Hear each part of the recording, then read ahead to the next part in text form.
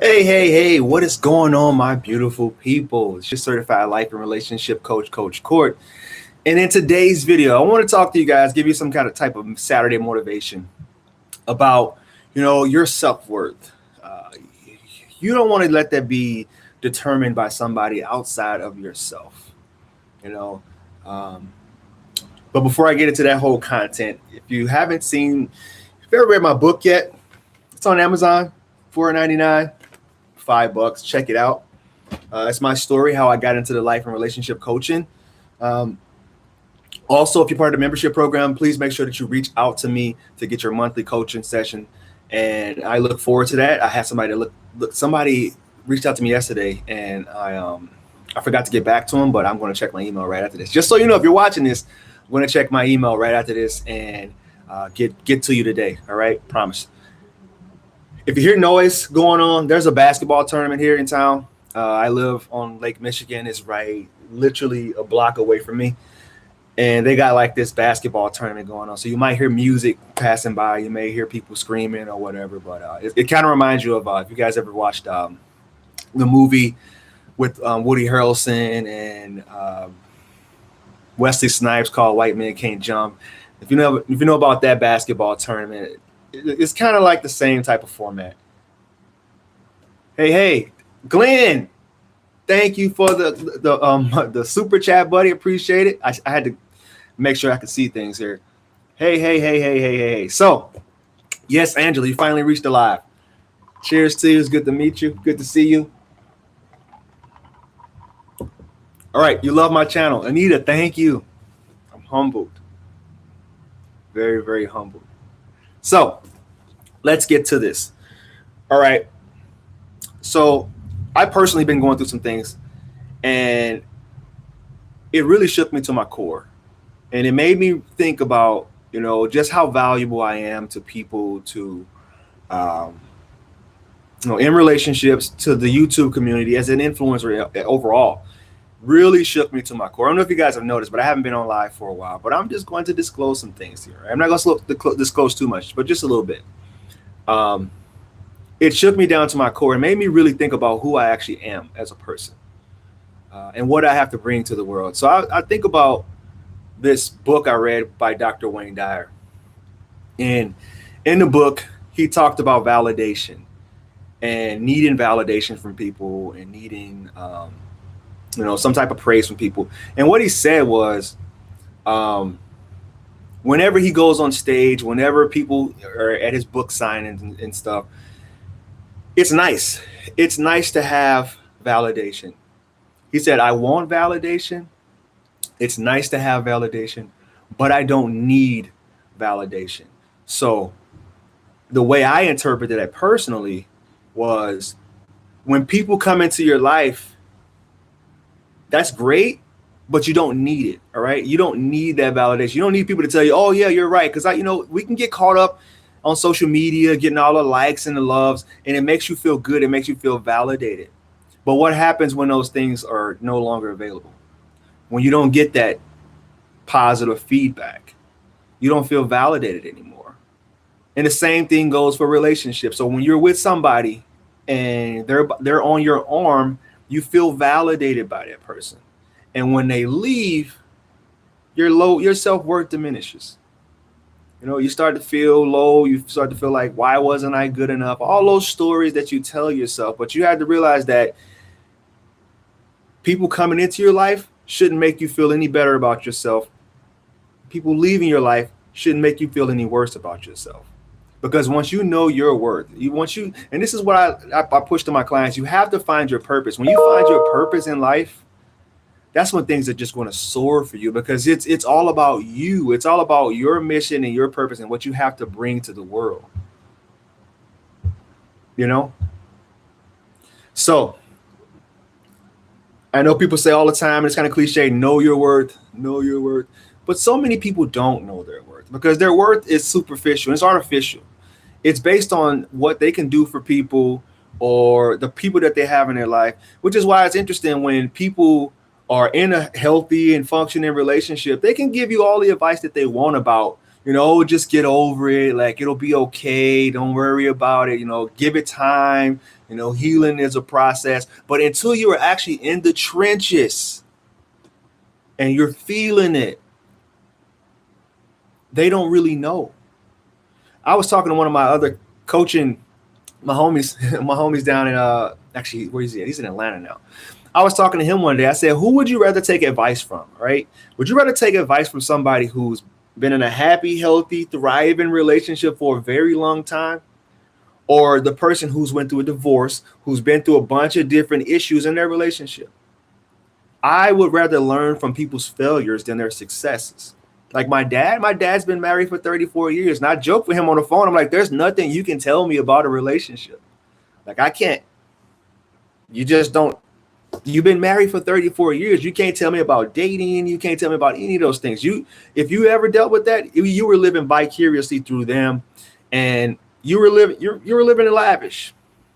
The person who's driving an Audi 500, they don't know what it's like to ride the bus.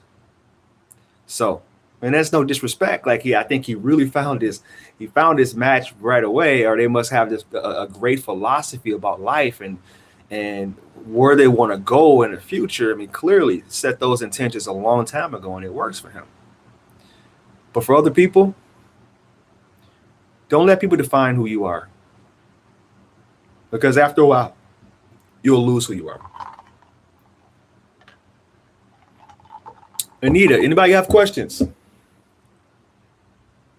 Lanice, thank you for the coffee. See, Lanice, come on. You're too generous. Glenn, appreciate you, brother. It's been a while. Any questions? Keeping it real as always. I don't want to sugarcoat anything for anyone, because I'm not doing you any justice. I'm not doing you a service. When people reach out to me and they want to hear a certain thing, I have to let them know, I'm sorry. I'm just going to tell you the real here, And, at the end of this hour, we're going to exhaust everything and uproot everything that went on in this relationship. Some of the red flags, some of the strengths. And I'm going to let you know my best assessment of it. But I'm not going to give you hope.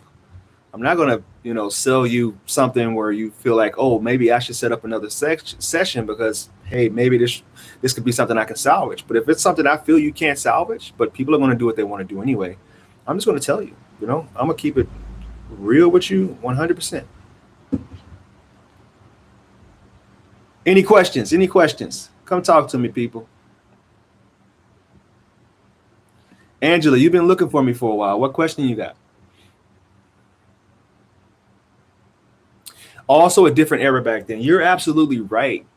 There's so many things, so many different variables in dating today and relationships today that they didn't have back then, And that's another thing. Like, they rarely do social media. They're not social media people. So that's definitely a contribution to them being successful in relationships. But nowadays it's like, on to the next. It's simple. Nobody wants to stay in the storm. And at the end of the day, you're ending up, worse off because they decided not to do this thing anymore. So I feel like I knew my worth and didn't need validation. But then after a while dating avoidant narcissists, I lost sight of my worth. Why? Didn't need validation before. When you condition your mind to fight for scraps, eventually you're going to feel like scraps is what you're worth. You're going to feel like you're less than the scraps. All right. If you were put into a prison, and only fed crackers for a long time, when you get out and somebody tries to offer you a piece of bread, you're going to feel like, oh, are you sure about this? You sure I can have this piece of bread? You're going to feel like you're not worthy of that bread. And you're going to say, after everything that I put up with, all the love starvation that I put myself through to finally get to this ending in this way, because at some point you're always looking for a payoff. you were thinking, all right, if I act this way, if I navigate this situation this way, at the end they'll finally be like, okay, yeah, we're just going to give you all the love and affection that you've ever wanted. And it rarely works out that way. Rarely. It's, if I was a betting man, I give it an 8 out of 10. It won't work out. At least not the way that you thought it was. Because at the end of the day, they just don't have it in them. They don't have that love in them to give you. And there's no amount of you pouring more of yourself into them that's going to make them give it back. And like what you talk about, narcissists, they're empty.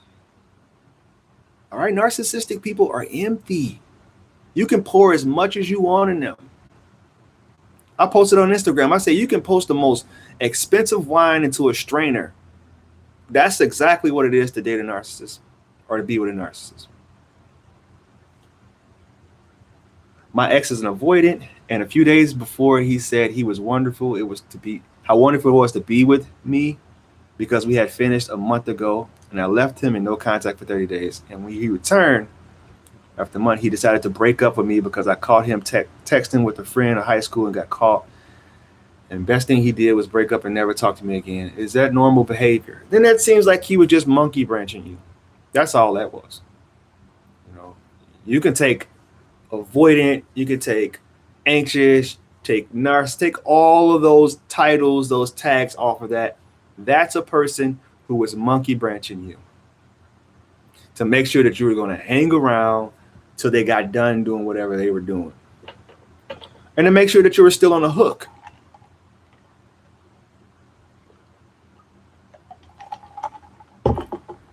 Angela, spiritual journey. I've been out for a spiritual journey, a sabbatical, if you will. This is perfect time, and I started feeling alone today between my breakup and dealing with my parents not knowing who I am anymore. I've always felt like I had to be the perfect daughter. It's my life. Absolutely, Simone. Your validation and worth doesn't come from anyone else. It comes from you. And here's the problem. A lot of people don't want to realize their worth. A lot of people have a hard time sitting and reflecting on their life because they may be at a point in their life where they have no accomplishments. They have gotten into a lot of situations and relationships that didn't work out.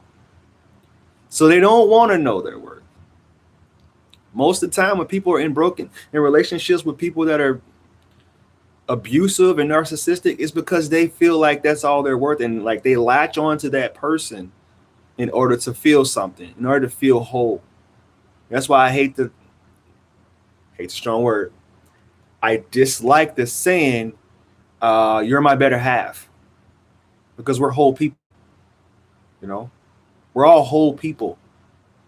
That's allowing somebody else to join us on our journey in life.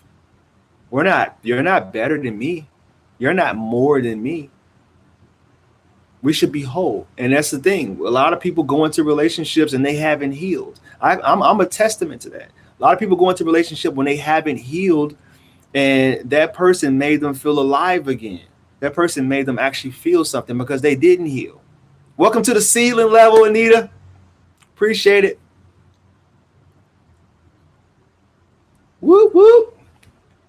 I wish I had a little noise I can play to celebrate this, but I need somebody to help me out. I had somebody that was supposed to get on this with me, supposed to help me out with my live sessions, make it a little bit more impactful. But in due time,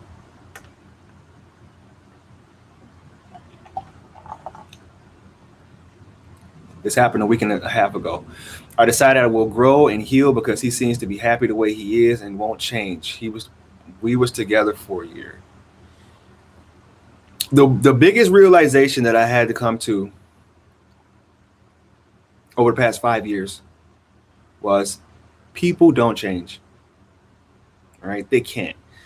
Your personality and your characteristics is basically baked into you from early adolescence. You can become a better version of yourself. You can learn how to manage some of the things, the toxicity that you have, but you generally don't change, right?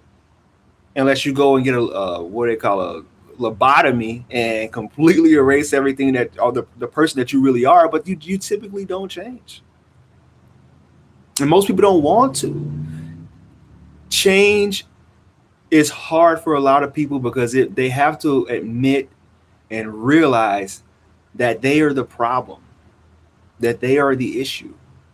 And people typically don't like doing that. Unless you're an anxious attacher. And the anxious attachers, they make themselves very small to people and they'll change everything about themselves. But usually that's manipulation. That's not even real change. That's manipulation. That's being a chameleon. But it's not change. It's hard for people to change. Nobody wants to sit in hours of therapy, hours of counseling, reading as many books as they can, personal development, going over financial literacy, going over health, how to be a healthier person, how to be healthy in a relationship. I think I lost you. Did I lose you?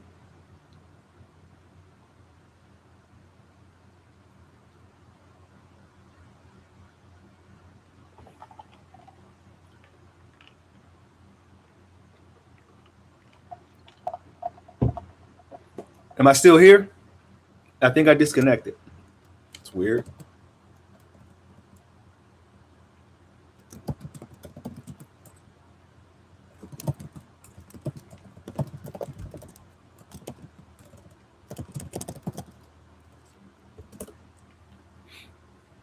So I know a lot of people are, you guys join my channel because you want to hear about attachment styles, and that's all fine and dandy. I'm great with talking about attachment style. I enjoy it.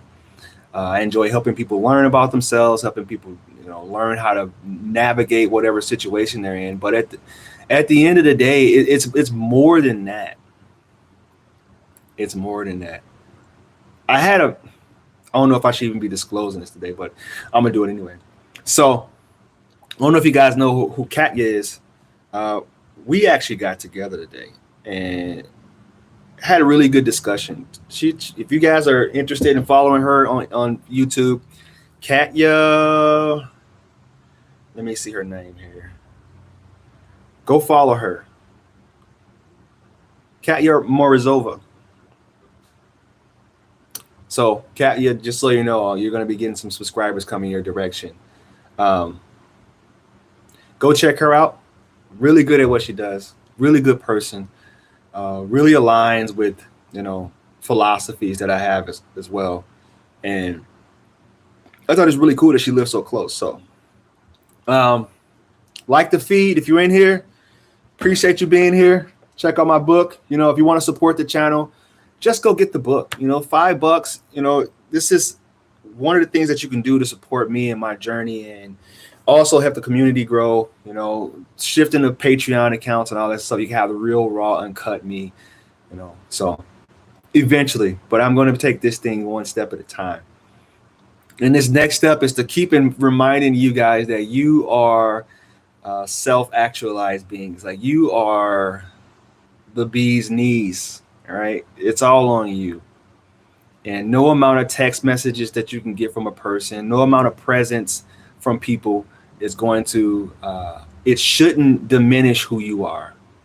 It shouldn't dilute your worth, because your worth is your worth. Now, if there's some things that you have to do, some work that you should be, this is what usually happens.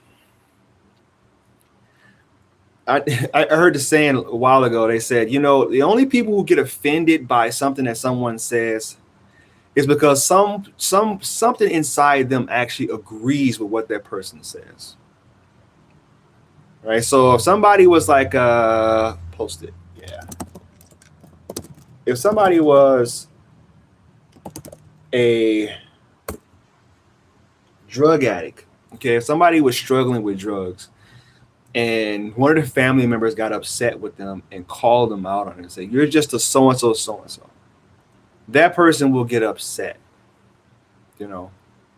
because they know that it's true. But if you have, and I know it's a whole different ball game when you're dealing with people who are higher on a narcissism spectrum, because they'll gaslight you to make you think something's up, but sometimes it's usually not. It's usually just projection on how they feel inside. But usually it's something inside you that needs to be changed. And when somebody calls you out on that, somebody says, you know, you have this issue, it's going to make you feel some type of way.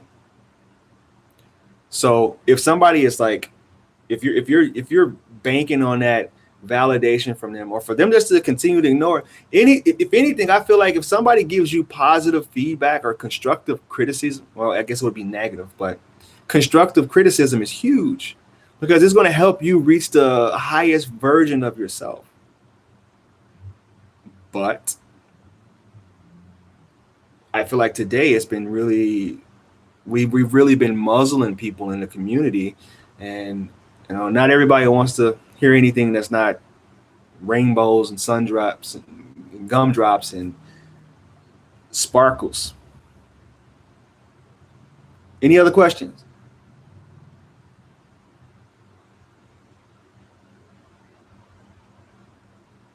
I thought you were going to change then, Coach. You can't walk out now. No, I ain't going nowhere.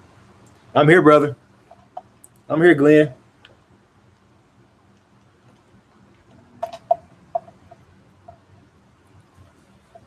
Toxic people can't change because they don't think anything is wrong with them.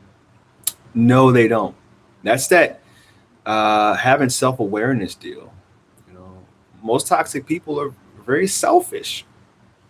They don't see anything outside of their world. You know, it's almost like a kid that got stuck in a 3 or 4 year old body. You know, the 3 or 4 year old doesn't know why he can't have a popsicle at 2 o'clock at night. You know, they don't understand that. They'll throw tantrums because it's nighttime. You need to be in bed. You don't need the sugar. They don't want to hear any of that. No, you need to give me a popsicle because I want a popsicle right now. And toxic people can't. They just can't see why, or they won't even acknowledge why a person would be upset and unwilling to give them that popsicle. It's like their mind is stuck in that adolescence stage.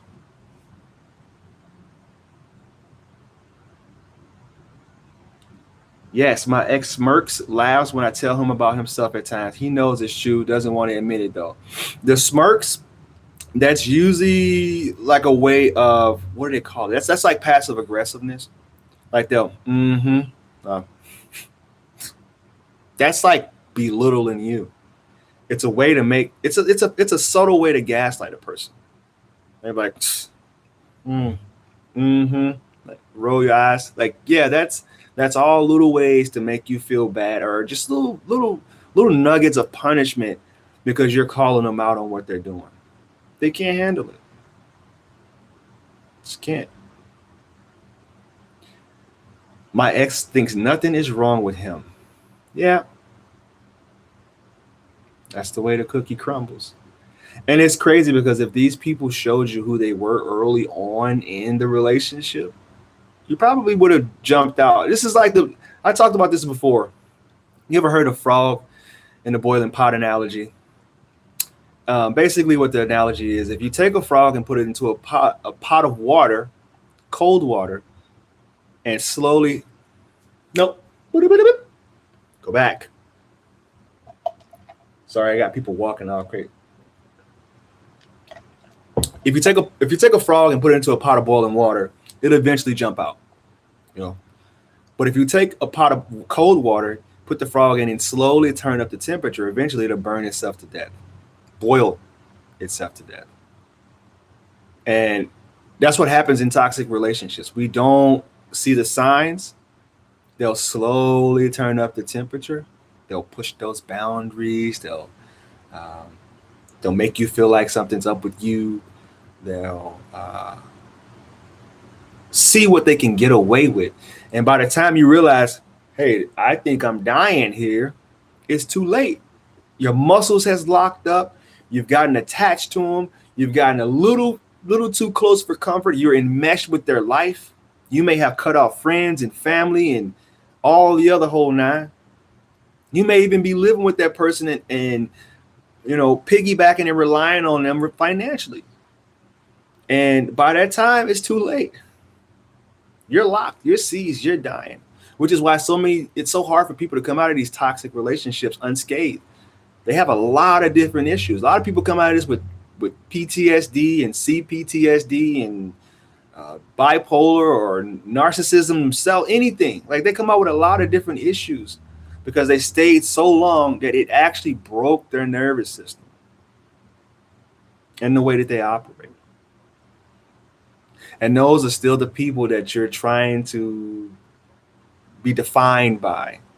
If they show you attention, if they show you admiration and validation, it means everything to them. As somebody who has over 50,000 followers, I still struggle with that too. Like, wanting that validation from one person when I have 50,000 people from all over the world, all over, I was going to say the US, but the world. Like, literally, look at everybody in here now. You guys are from everywhere, every walks of life. It's crazy. But you shouldn't let any one person define who you are. That comes from here. And that's, essentially what they call self-love, right?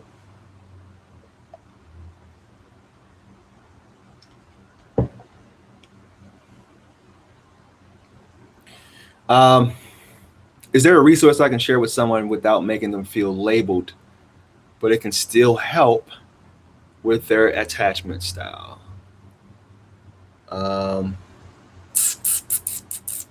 I think I talked about this yesterday. It's hard to send something someone direction without them feeling judged or without them feeling criticized, or you're trying to tell them that something's wrong with them. Because you can't talk logical to somebody with an unhealthy mindset. You can't talk rational. There's no logic, because they're going to instantly go to the emotional point.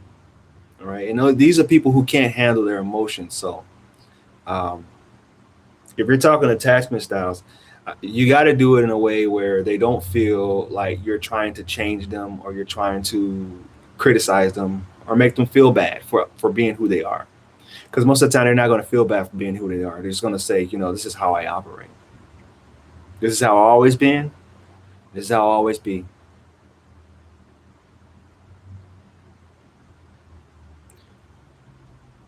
He blamed all the problems on me. Surprise, surprise. Do you know if military people are more often avoidant? It's something related. It's crazy because my dad did a long time in the military, and I do believe that they do have attachment styles, especially the kids that are brought up in that environment. Think about it. Like I said before, kids are egocentric. They don't know why things happen. So if your dad has gone on deployment for a year or two, you don't really know it within, internally, that it has nothing to do with you.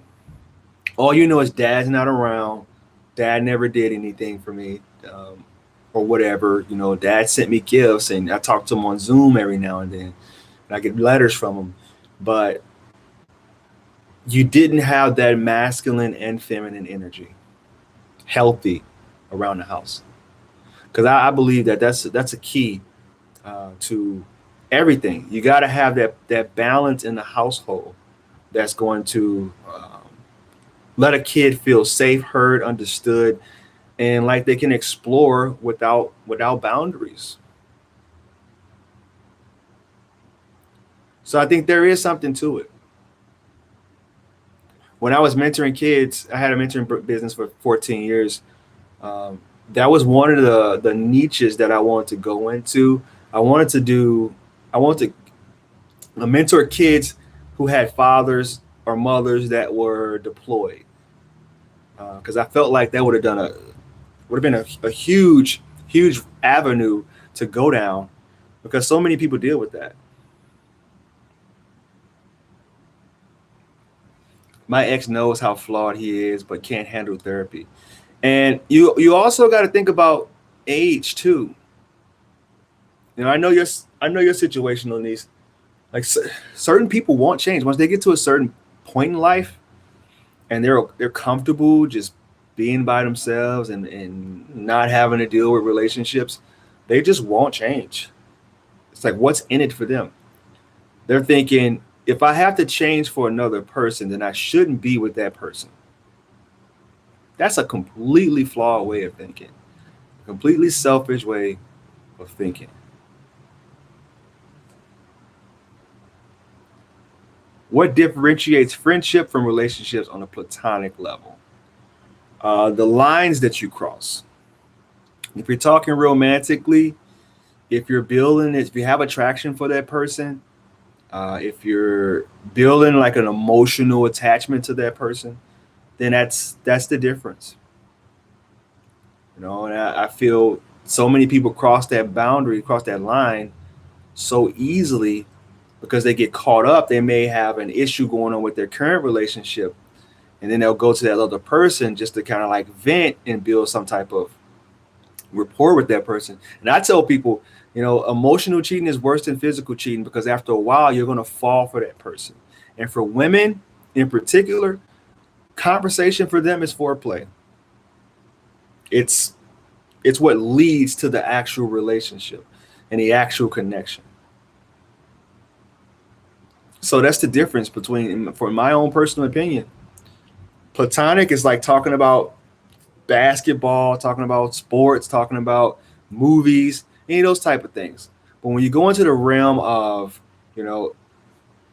is this something that the person that I'm with going to feel comfortable with if they was to ever get a hold of my phone, or if they was to ever see this conversation? Is this something that they're going to be comfortable with? If you have to ask yourself that question, then you're skating that line of not just platonic anymore.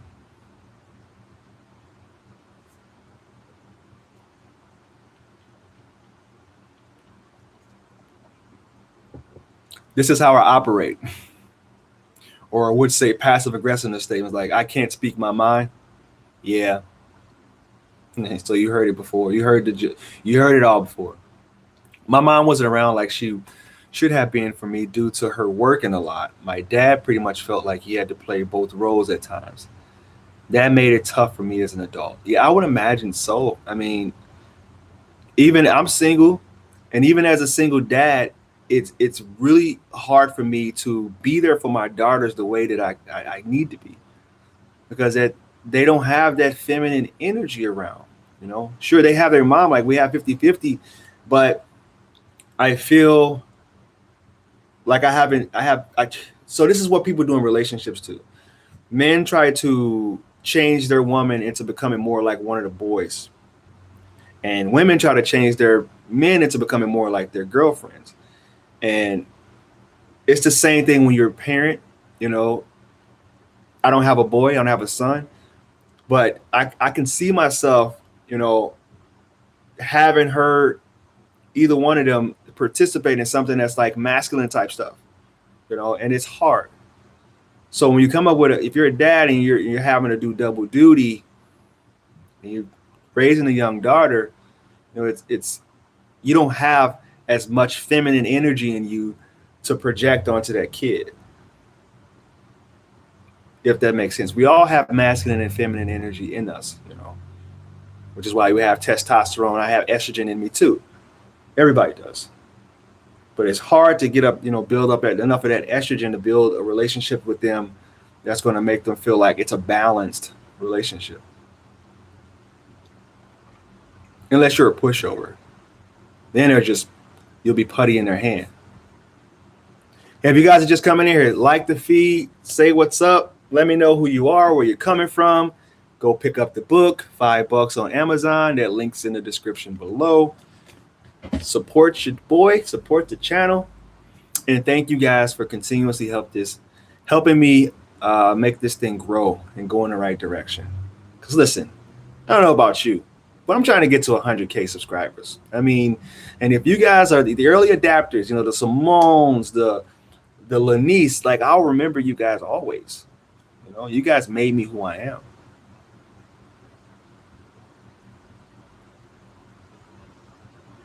Yeah, and there are articles out there, Colleen. There are articles out there that you can forward along if you want to.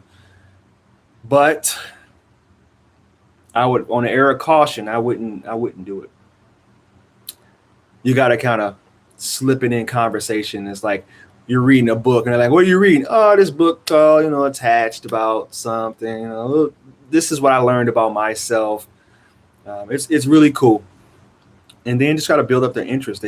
They may be interested. Usually that's how it works with people that have, we're trying to help an avoidant along on their journey. That's usually how it works. I became an anxious attachment style because my dad was in the military. I wasn't around as much. He prioritized his job and was distant. Him and my mom were married 25 years and recently divorced. So I wasn't an army brat. Because I live with my mom, but I understand your story. Totally get it. Makes so much sense. And it's interesting when you reflect and you go back on your memories, your early childhood memories, and the things that you thought was. This is why it's good to talk to your parents at this stage in your life. Get that clarity from them. Ask them what went down. Like, how was my childhood? How did this affect me as a kid? And why am I attaching to people like this? And this is kind of like the process that people do in AA, and Alcoholic Anonymous, when they go through the 12-step program. They have to journal, and it's really a tough thing for them to do. I think they say stage 3 or stage 4 is going to be step 3 or step 4. It's like one of the hardest stages because they have to go back and reflect on what makes them tick and why they got to this point in their life and how. And it's a really hard thing to sit with and to really digest, Was I wrong for leaving my toxic ex with our 1-month-old because I could see his toxic ways towards me being introduced to our son? His mother and his sister say I'm wrong for that. I stand by my decision.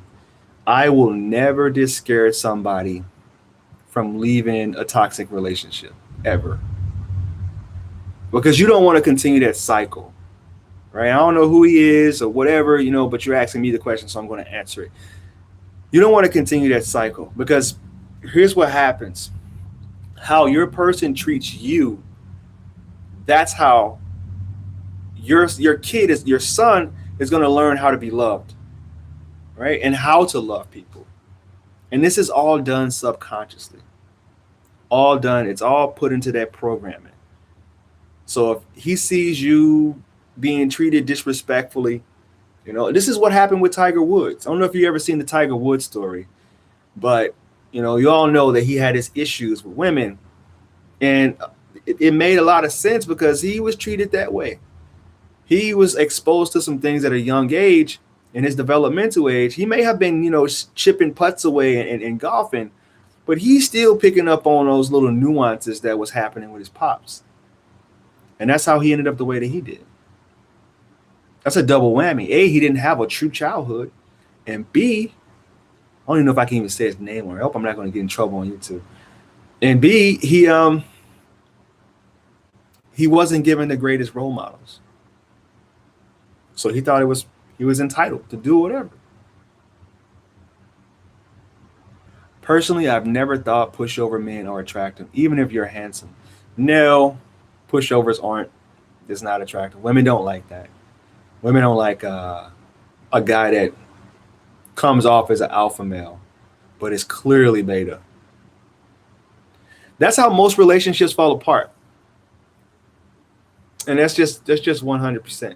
Most relationships fall apart because, once you're with somebody for so long, the men usually become complacent. They become comfortable. They turn into the yes men and yes, dear, you can have this and you can have that. And after a while, you're no longer a challenge. You're no longer standing in your masculine frame. You're standing in a feminine frame. It's like, I don't want to upset her. I don't want to debate, have any type of arguments, and have her, have me sleeping on a couch. And that's pushover behavior. And after a while, that becomes very unattractive.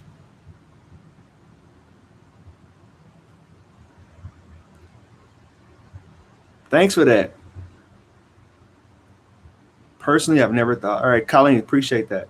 What is the best way to leave a toxic relationship, coach?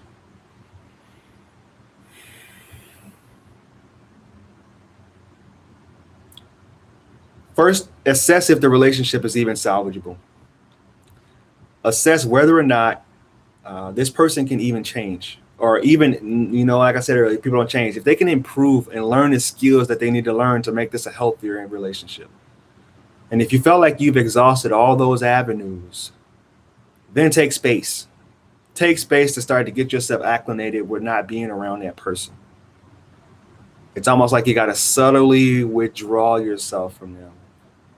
And if you feel yourself being happier when you're not with that person, like at more peace, your soul is at ease with not being around them, then you have to take it just one step further, less and less and less. Ripping the Band-Aid off is going to be really hard, because that person is your comfort. Usually when you're in a toxic relationship, you've got some type of bond going on, may even be a trauma bond, may even be a codependent relationship. It's going to be hard for you to just rip the Band-Aid off. So you want to pull away.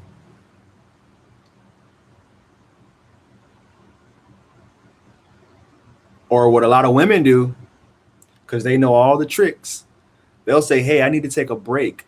And then they'll just start dating other people and start introducing those people into their life. And when they get close enough to them, they don't want you anymore. So, and a lot of narcissistic men do that too. They'll be having all these different women and they'll pull away and just kind of cut it off that way. But if it's toxic, then you're like, good riddance. You did me a favor. I think healthy partners will be interested in learning and growing, but the avoidant, unhealthy won't. True, Catherine. Happy Saturday to you guys, by the way. Appreciate you being here. Appreciate the likes, appreciate the shares, and everything that you guys do for me. Any more questions?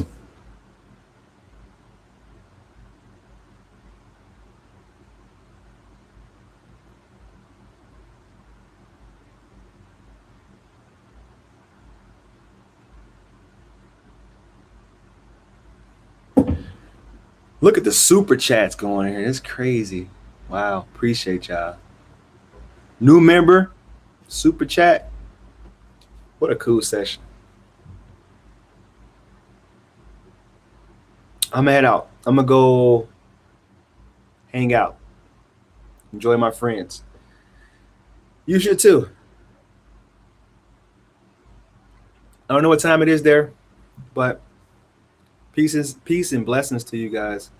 And I really do thoroughly appreciate it, each and every last one of you. I'm going through healing now and have noticed that he has a lot of my dad's traits.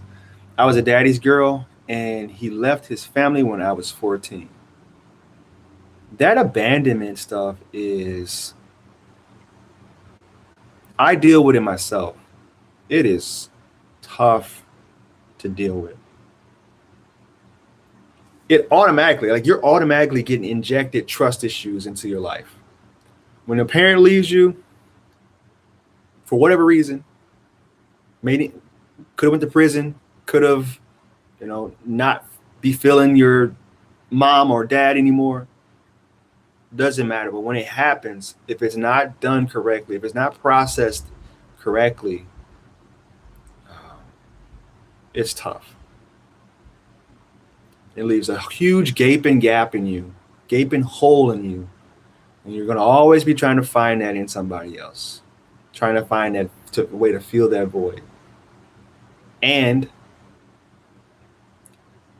not knowing your worth and finding your worth in somebody else. Take that back to the topic of the video. Going to go study. Good for you, Colleen. Good luck with your studies.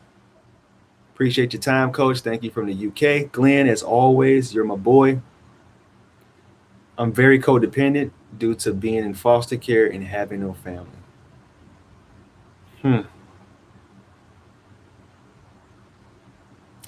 We've got some work to do.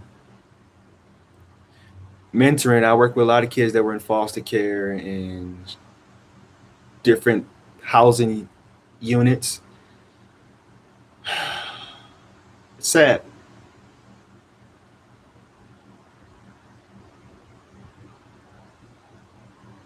Namaste. Love you guys. Have a good rest of your Saturday.